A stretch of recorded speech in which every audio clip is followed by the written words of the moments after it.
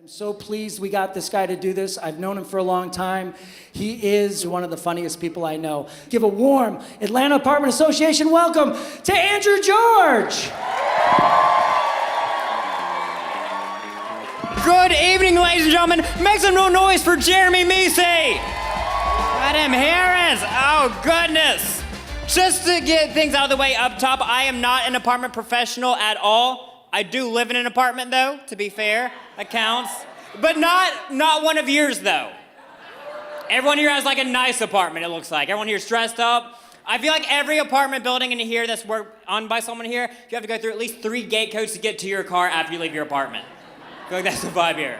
That's not what's happening at my apartment. My apartment is shady at best. It's horrible. At this point in the game, I'm trying to stay optimistic. Like, at my apartment right now, I'm just hoping the gas leak kills the bed bugs. Way different vibe. I do like living in an apartment. It's great. It's a lot of fun. It makes online dating apps very fun. Yeah. It's very easy to meet someone when everyone's already there. It's very easy. I like it. And all the dating apps are fun. My favorite one is the newest one I just got. It's called Happen. The way this one works is it goes by the GPS on your phone, and you can only match with someone if you come within 15 feet of the GPS in their phone. Which makes it a very fun, very interactive way to figure out that your neighbors do not want to sleep with you. Let's turn my building's laundry room into a real hostile environment. No, I'll move. Okay. That makes sense. Now, I do spend a lot of my time on all the online dating apps because I live in an apartment. I'm just always trying to meet my neighbors, doing that. And I've learned recently that every guy has the same exact online dating profile. Like, there's no diversity in a guy's profile. It's always just the same 2 pictures. And you've all seen them. The first one is a guy holding just like a big fish on a deep sea fishing boat. Just, I can catch one of these, I can catch one of you, yeah! I don't mind the smells at all, get in here, yeah! And girls hate the deep sea fishing picture. They do not like it. Which I don't understand the hate on that picture. Because as a girl, all you're saying when you don't like that picture is just like, ugh, I hate it when a guy has hobbies, ain't enough money for a tropical vacation. Ugh, don't like it. Another thing girls hate on the online dating profile when dudes have them up is the shirtless gym selfie. Yeah, everyone hates that. Oh, they hate it. Which I understand why guys want to have that picture. Sometimes you gotta show off the muscles, and that's the only option. I don't have a single picture of me shirtless at the grocery store. It's not a thing. Someone recently was like, if you want a picture of you shirtless, just have a picture of you playing at the beach. I'm a single dude. That's a hard photograph to get. You can't just go to the beach with your buddy and be like, hey bro, can you get a pic? Come on man, don't be weird. Hold my hand, get in front of me, make it look like you're walking me into the ocean. Come on. We're adorable, let's start acting like it. Come on. Well, I do live in Midtown right now. I live in Midtown Atlanta. It's the part of the city that they're currently building. It's very exciting. They're building like 100 different high-rise apartments in that neighborhood right now. And I don't know what they plan on putting in there, but I hope it's not people. We have enough. We're full. We're good. People suck. Those leaving their scooters on the sidewalk. I hate that. Nah. Clean it up. I'm not a fan of all the construction that's happening in Midtown right now, all those buildings. It's been messing up everything.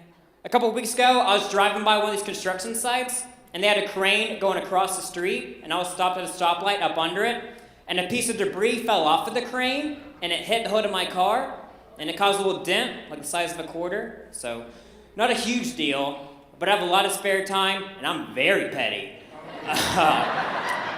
So I sent some emails, and turns out it's super illegal to drop shit on people without them knowing about it first. So in order to stay out of legal trouble, the construction company cut me a check for $5,000 under the stipulation that I didn't tell anybody about it. I gotta say, I feel like I'm doing a pretty good job. Those dummies, I'm telling everybody I see. It's a great conversation starter. I learned Spanish so I could tell more people. ¿Tú quieres mucho dinero? Aquí! We're partners now, I get 20%, let's roll. It's easy money. Ever since it happened, I've just been hanging out at different job sites, hoping to get hit by more stuff. I took one screw to the car, I got $5,000. If I take a hammer to the face, all of a sudden, I'm shopping exclusively at Whole Foods. That's a fair trade. Fair trade? Nobody? Okay, you, bunch of Kroger Plus card members in here? All right. If you're a millionaire, you would have loved that pun. I do love living in Atlanta. This is my favorite city on the planet. I love Atlanta. Yeah, great city, yes. I'll pander, why not? I do love Atlanta. But once you leave the city, it's just Georgia out there.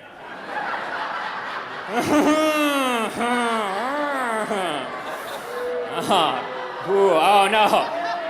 Are you not even? No, the further you get from the perimeter, the closer you get to teenage pregnancy and bears.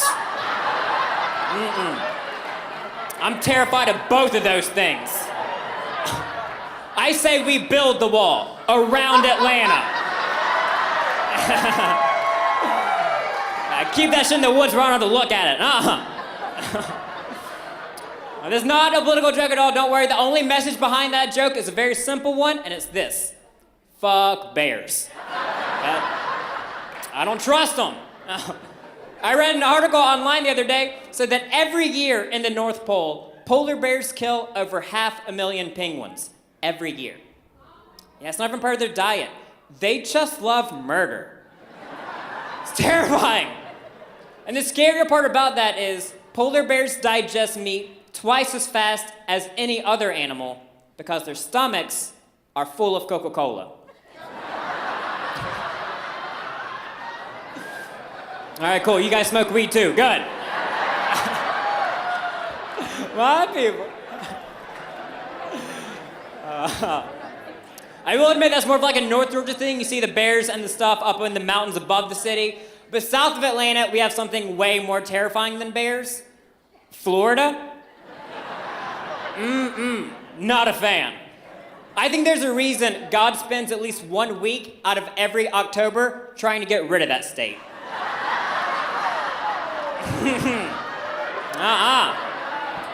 Let's bring in some hurricanes, clean that shit out. I agree with the man upstairs. We could use some more ocean. Let's put it down there.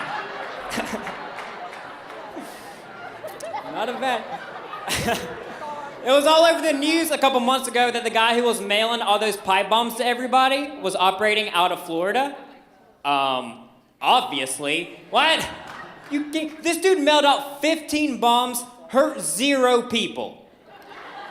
That's the most Pensacola shit I've ever heard in my life. You kidding me? You can't Google how to make a bomb before going to FedEx, you idiot? What's wrong with you? Let's get it together. I mean, after the 12th bomb didn't go off, the FBI was like, wait, have we checked Florida? Give me 20 minutes and some beef jerky, I'll get this guy. Driving to Florida is kind of a weird experience on itself. Like, just driving down there, after a certain point, you start to realize, oh, this is going to get weird. Like, you start to realize, after about Macon, you start to look up along the interstate, and you start to realize there's only 2 billboards the whole drive down. You see them. The first one, my favorite, is just yo, you want to see some titties? Come on, bring your truck. We got fireworks. Let's do this. Yeah.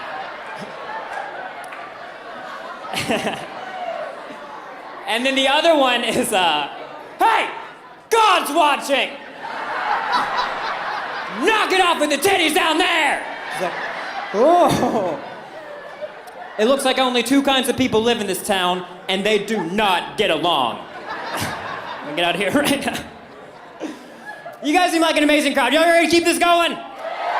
Oh, fantastic. You're already my favorite crowd of the year.